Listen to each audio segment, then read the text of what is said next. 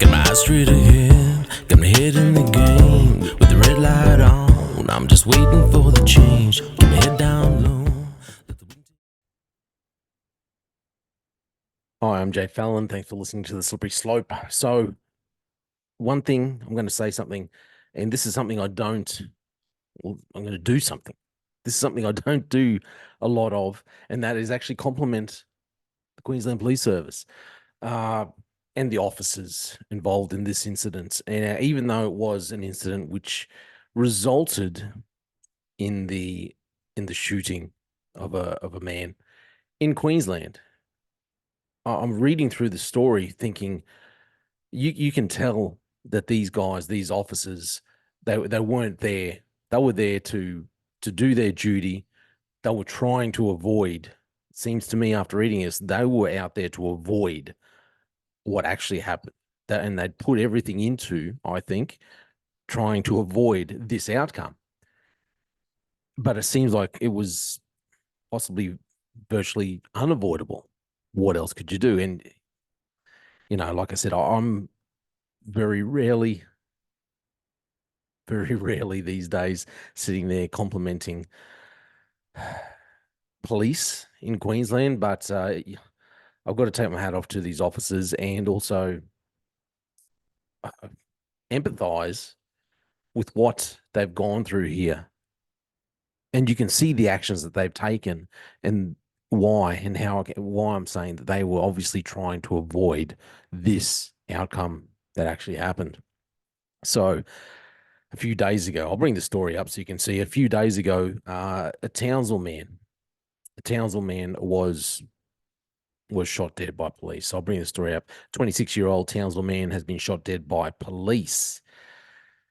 So police arrived at the man's residence an hour after they were called to perform a mental health check. Well, that's pretty routine. It's pretty standard being asked to perform a mental health check. So a mental welfare check by police resulted in the shooting death.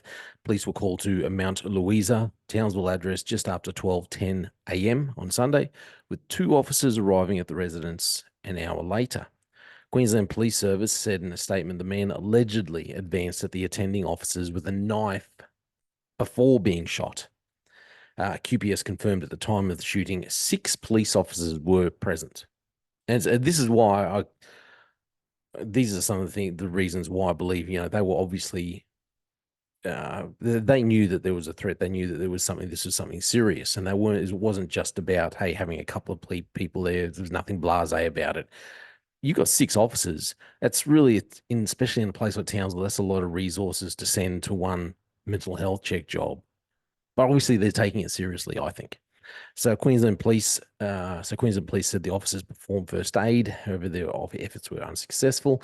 Acting Chief Superintendent Chris Lawson said police attempted to use a taser to disarm him. I heard this initially when the story first came out, and it really pricked my ears because that's not the procedure. You don't, if someone is presented a knife, and you're a police officer and someone presents a knife, you don't go for the taser, you go for the gun.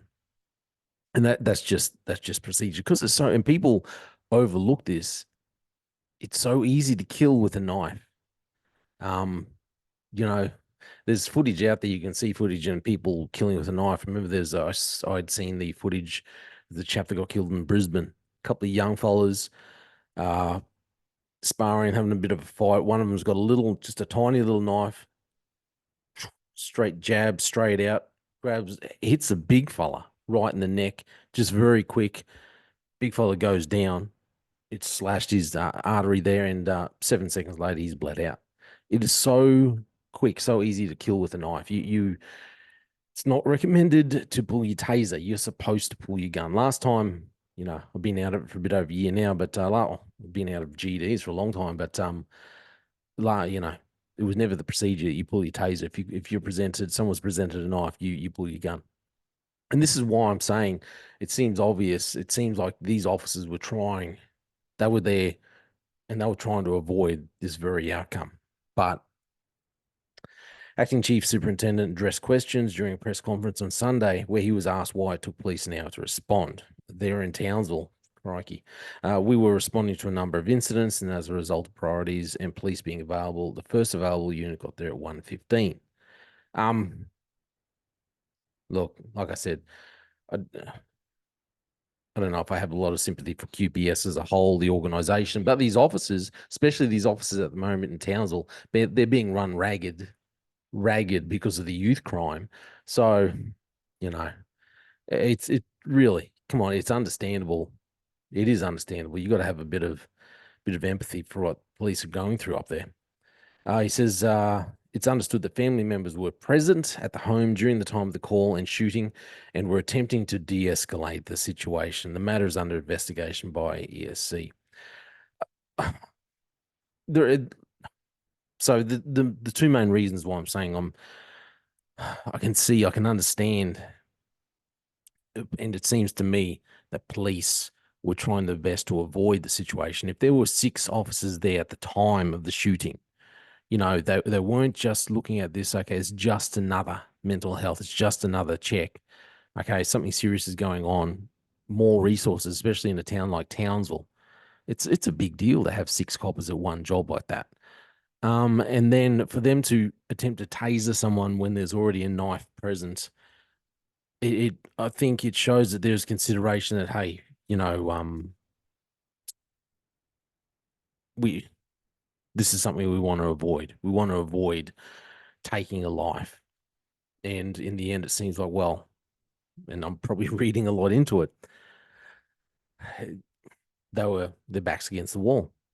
But one thing I'd like to share with my own experience, especially obviously it was only when I was in general duties, GDs, that I was dealing with mental health patients. And there was one job I remember very clearly that it made me realize that I was very ill equipped to deal with uh, mental health, people who had mental health issues. I remember, I shouldn't laugh at me. I felt sorry for this lady. Okay, so we're called to this job, go and, can't remember what the actual call, it might have been like a mental health check as well. Go and do a check on this lady. She'd been having some issues, and I can't even remember who called it in, and we had to go and check. Now, I remember my partner, uh, he was saying that, oh, he hadn't dealt with her in quite a while. And he made the comment, oh, she must be off her meds because I haven't had to deal with her for quite a while. And then he told me the story about the last time he had dealt with her, and she'd been she'd been held, so police had to take her into their custody. She had then, while she was in the watch house, she had smeared herself with her own feces. And so he's told me this probably just a, but anyway, true story. And it was I won't tell you his name, but they called him Cracker. And I was sitting there going, what the heck? I don't want to deal with someone that likes to smear themselves. I'm just, all this stuff's going through my head. Anyway, so I remember we get to this place, and we're calling out, we're trying to see what's going on. I've had to walk in to the place and check it out, even though no one's answered. I've gone inside just because, you don't know whether you've got to check in case someone's decide to end things themselves. And I'm going through the living room, walking through the house. I remember walking into the living room. It's very kind of old style, and the furniture is very old style. And it's like in the living room, it's one of these old settings where you've got like the cupboards, and then you've got the cupboards, and you've got like a settee where you would have like plates and stuff all on display, and then it kind of like sinks back into a mirror down the back and then comes out again, and you've got more like shelf space where you can have things on display. And so there's no one. I'm calling out and there's no one in this living room. And so I'm walking through the living room, and then I jump with a fright because where it kind of sinks back and you see the mirror, I kind of see it at the corner of my eye. And I jump back, there's a woman sitting, she's perched like a little bird, and I'll jump up. So she's like crouched up like this, like crouched up in the little settee, hidden in like where it's sunken in with the mirror behind her, and just crouched there, sitting with her hands up like this, sitting, and I'm like, what the flip? She's she scared me. I was just like, got a fright. I'm like, what the heck am I? And I'm like,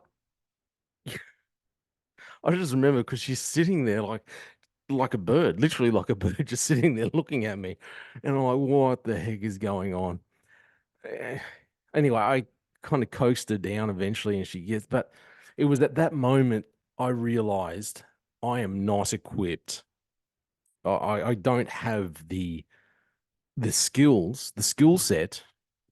I have the skill set to arrest people, to wrestle, to get into a fight, maybe if I had to defend myself, to try and, you know, to investigate, to look at things, to crime, and a bit of skill with dealing with law issues. But dealing with mental health patients, man, I'm sitting there going, man, I don't know what I'm doing. This lady is crouched up there like a bird, just looking at me, not saying anything. It was a little unsettling. Kind of coaxed her down, talked to her, got her to get into the car with us, and then transported to Cairns. If my memory serves me correctly, I think she might have been released from the mental health ward before we'd even made it back to our station. So, but all I'm saying, all this for is police, unfortunately, when it comes to these jobs, I think police are called to these jobs, and it's in a lot of ways, this is beyond them. It is, and I'm not saying that police shouldn't be at the jobs, because you probably should be at those jobs because to help with security kind of thing, and to help with that presence of law. But realistically, some of these things, I think I felt like police were unequipped. I felt that day I was unequipped. What am I going to do? How am I handling this? I mean, everything ended up okay with this lady eventually, but it just made me realize how easily things can escalate when you're dealing with people who have some serious mental health issues. And then what I found was they inadvertently, just like they'd always decide, oh, it's all good. I'm going to go off my meds. Oh, I'm going to have a change. Oh, I've got some family coming. So, I'm not supposed to drink alcohol, but I've got friends and family coming over. So, hey, I'm going to get on the grog this weekend and just hit it. And then you're like, and then it all goes pear shaped from, and police are called in. And unfortunately, that's what it seems like happens here. Police are called in for a mental health check. And sometimes I think, would it have been better off if something like this, they had I know you can't have a doctor or something, but someone else present who can just go in there beforehand and start talking, try and get a sense of the situation, try and a mental health worker, a health worker, a counselor, someone. Uh, I felt like I wasn't equipped to deal with people who were having mental health issues, who were having breakdowns. But and how much more, and how the thing is, it's like, to me, these officers have been put into a situation, and and then you're confronted. They're put into a situation which realistically you're not. I don't think you're really that well trained for when it comes to dealing with mental health patients. You can go through scenarios at the academy, but man, nothing really, nothing can really help you, for that time when you're really confronted with people with some serious issues and they cannot be talked down. You need more than just the experience of police training.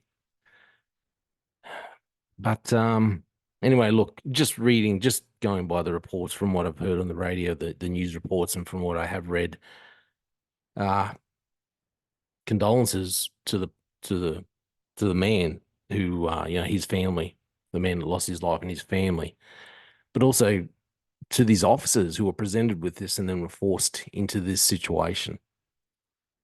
Uh, I don't think our government, I don't think QPS, the organization, and I don't think our government, because this is a situation that's been going on for a long, long time. So I don't think this is a situation. I don't think that the government and the police organization and the union are really supporting things and really coming up with solutions that really help prevent these situations from continuing. We need to come up with a better way. We really do. That's just my opinion. Let me know what you think. Jay Fallon, as always, just my opinion. Thanks for listening to this slippery slope. They just fuel a desire that will take me higher. I'm on fire because nothing's gonna bring me down. Nothing's gonna bring me down. Nothing's gonna stop me now. No more deals to be done. No more selling out my soul just to focus on the goal. Nothing's gonna stop me now. Nothing's gonna hold me down. Got my eye on the prize, gonna sail on the clouds and tears on sight. Nothing's gonna bring me down. Nothing's gonna stop me now. No more deals to be done. No more selling out my soul just to focus on the goal. Nothing's gonna stop me now. Nothing's gonna